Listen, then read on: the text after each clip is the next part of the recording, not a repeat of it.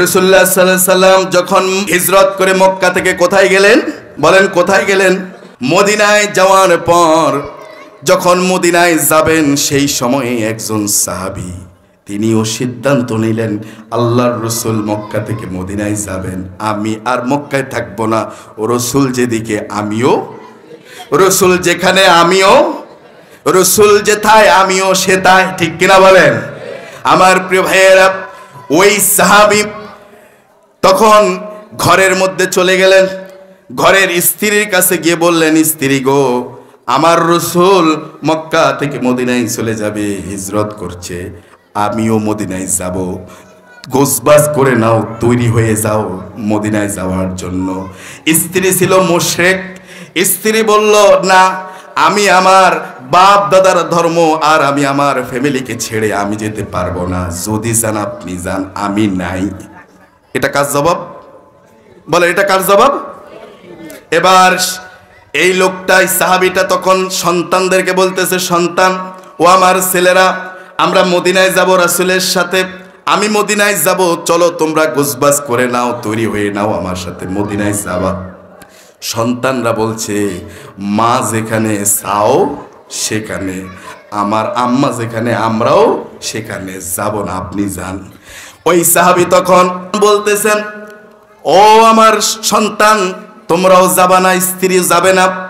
কিন্তু সাহাবী এত ধনী ছিল, মক্কার শ্রেষ্ঠ একজন ব্যবসায়ী ছিলেন, বড় মানের একজন ব্যবসায়ী, শ্রেষ্ঠ ধনী ছিলেন। সাহাবী তখন নিজে মক্কা থেকে মদিনায় চলে গেলেন, সব ব্যবসা বাণিজ্য ছেড়ে দিয়ে। খেজুরের বাগান ছিল, বড় বড় খেজুরের বাগান, প্রতিদিন লক্ষ লক্ষ টাকা লেনদেন হতো। সব মায়া ত্যাগ করে রাসূলের সাথে মদিনায় চলে গেলেন, মদিনায় থাকতেছেন। একদিন সাহাবীকে ডেকে আল্লাহর রাসূল বলতেছেন, ও আমার সাহাবী আব্দুর রহমান। ওই সাহাবীর নাম ছিল আব্দুর রহমান ইবনে আউফ। তিনি ছিলেন ওই যে দুনিয়াতে যেই সকল সাহাবীরা জান্নাতের সার্টিফিকেট পেয়েছেন, কয়জন সাহাবী বলেন, কয়জন? 10 জন। আশারে মুবাশশারার 10 জন সাহাবীর অন্যতম একজন সদস্য আব্দুর রহমান বিন আউফ। তিনি কেবল ডেকে বললেন, রাসূল বললেন, আব্দুর রহমান, তুমি যে ব্যবসা বাণিজ্য রেখে চলে এসেছ ইসলামের জন্য, দ্বীনের জন্য, তোমার সেই বাড়ি মক্কার কাফের লিডার আবু জাহেল সেই বাড়িটা দখল করে ফেলেছে। কে দখল করছে? আব্দুর রহমান বলল, ইয়া রাসূলুল্লাহ, হেসে দিয়ে উঠে বলল, আবু জাহেল আমার বাড়ি দখল করেছে, আমার চিন্তা নাই, আবু জাহেল দখল করেছে আমার বাড়ি, আর আমি দখল করেছি আল্লাহর জান্নাতের বাড়ি। আমার প্রিয় সম্মানিত উপস্থিতি, আল্লাহর রাসূল একদিন আব্দুর রহমান বিন আউফকে ডেকে বলে, আব্দুর রহমান, তুমি তো স্ত্রী রেখে চলে এসেছ, তোমার তো যৌবনের চাহিদা আছে, তোমার তো এখানে স্ত্রী নাই, কি করা যায়? আব্দুর রহমান বললেন, ইয়া রাসূলুল্লাহ, আপনি আমাকে একটু দোয়া করে দেন, আপনি যদি আমার জন্য দোয়া করেন এটাই আমার জন্য এনাফ, এটাই যথেষ্ট হয়ে যাবে। আল্লাহর রাসূল তখন একজন আনসার সাহাবীকে ডেকে বললেন, ও সাহাবী, এদিকে আসো। আসলেন, এসে বললে, এই যে আমার সাহাবী আব্দুর রহমান, প্রিয় সাহাবী, মক্কায় বড় ধনী ছিল, খেজুরের বড় বাগান ছিল, কোটি কোটি লক্ষ লক্ষ টাকার লেনদেন ছিল, এরকম একজন সাহাবী আমার আব্দুর রহমান সব ছেড়ে দিয়ে ইসলামের জন্য, দ্বীনের জন্য মদিনায় চলে এসেছে। বলি আল্লাহু আকবার।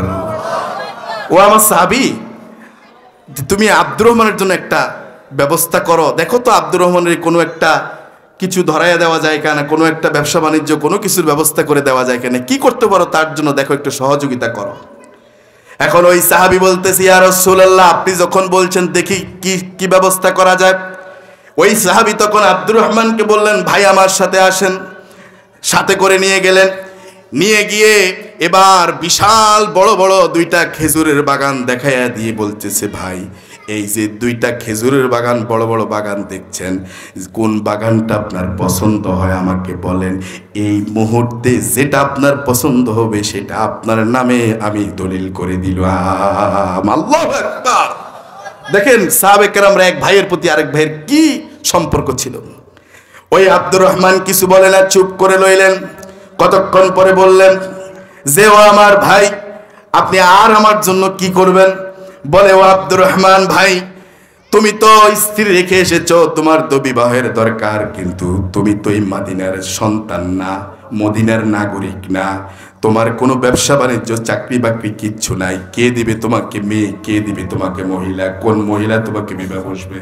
সুতরাং আমি তোমাকে বলছি, আল্লাহ পাক আমাকে দুইটা স্ত্রী দান করেছেন, আমি একজন স্ত্রীকে তালাক দিয়ে দেব, তারপর তুমি ওই স্ত্রীকে, আমার ওই স্ত্রীকে তুমি বিবাহ করে তোমার বউ হিসেবে কবুল করে নিবা। আল্লাহু আকবার! কত স্যাক্রিফাইস, কত উদারতা, কতটা আত্মত্যাগ, কতটা সীসা ঢালা প্রাচীরের সম্পর্ক ছিল। বিজয় আসবে না কেন? বিজয় দিবেন আল্লাহ পাক যদি আমাদের সম্পর্কগুলো সেই মানের হয়। কথা বলে ঠিক কিনা আমার প্রিয় ভাইয়েরা? এরপরে আব্দুর রহমান এবার ওই সাহাবীকে বলছেন, ভাই আমার জন্য আপনার কিচ্ছু করা লাগবে না, খেজুরের বাগানও দেওয়া লাগবে না, আপনার স্ত্রীও দেওয়া লাগবে না, ও ভাই আমাকে একটা ব্যবসার পথ বাতলিয়ে দাও, আমি ব্যবসা করব, একটা ব্যবসার লাইন ধরাইয়া দাও। সাহাবী তখন আব্দুর রহমানকে একটা ব্যবসার লাইন ধরাইয়া দিয়েছেন। কিছু দিনের ভিতরে আল্লাহর রহমতে আব্দুর রহমানের কয়েকটা স্বর্ণ মুদ্রা সংগ্রহ করে ফেলছেন। আলহামদুলিল্লাহ বলেন। কয়েকটা স্বর্ণ যখন হলো, কিছু পুঁজি যখন হলো, আব্দুর রহমান চিন্তা করলো যে আর বেশি দেরি করা যায় না, আমার প্রথম কাজ একটা বিবাহ অবস্থা করতে হবে, নিকার ব্যবস্থা করতে হবে। তিনি তখন একটা মেয়ে দেখলেন, সাক্ষী রাখলেন, ইজাব কবুলের মাধ্যমে বিবাহের কাজ সম্পাদন করে ৩-৪ দিন পরে একদিন তিনি রসুলের দরবারে যখন গেলেন, গিয়ে সামনে বসলেন, রসুল বলল, আব্দুর রহমান কি ব্যাপার, পরনে নতুন জামা কাপড়, তারপরে চেহারার তোমার কেমন জানি চকচক তকতক করছে, কি ব্যাপার, তুমি কি কিছু ঘটাইলে নাকি? আল্লাহু আকবার বলেন। তুমি কিছু ঘটাইলে নাকি? আব্দুর রহমান বললেন, ইয়া রাসূলুল্লাহ, হ্যাঁ আমি তো বিবাহ করেছি। আলহামদুলিল্লাহ বলেন। রসুল বললেন, তুমি বিবাহ করছো, আমি দাওয়াত পাইলাম না, এটা কেমন কথা? তখন সে বলতেছে, ইয়া রাসূলুল্লাহ, আসলে আমি আপনার কথা ভুলেই গেছি। এরকম হয় না অনেক সময়, বিবাহের মধ্যে কাছের লোকও বাদ পড়ে যায়, আত্মীয়ের ভিতরে, বন্ধুদের ভিতরে অনেকে বাদ পড়ে যায়। তখন রসুল বললেন, তুমি বিবাহ করেছো, আমার তো কিছু দায়িত্ব আছে, ঠিক আছে, তোমার মহারানার ব্যবস্থা আমি করছি। কি করছো? আল্লাহ রসুলকে এবার আব্দুর রহমান বলছি, ইয়া রাসূলুল্লাহ, আমি একটা ব্যবসা করেছিলাম, ওই ব্যবসায় কিছু মুনাফা হয়েছে, সেই মুনাফা দিয়ে আমি ওই যে স্বর্ণ পেয়েছি, স্বর্ণ টুকরা দিয়ে আমি তারপরে করলাম কি, আমি নিজে রাজা সেজে রানী বানাই আমার স্ত্রীকে স্বর্ণ দিয়া আমি বউ বানাইয়া ঘরে এনেছি। আলহামদুলিল্লাহ বলেন।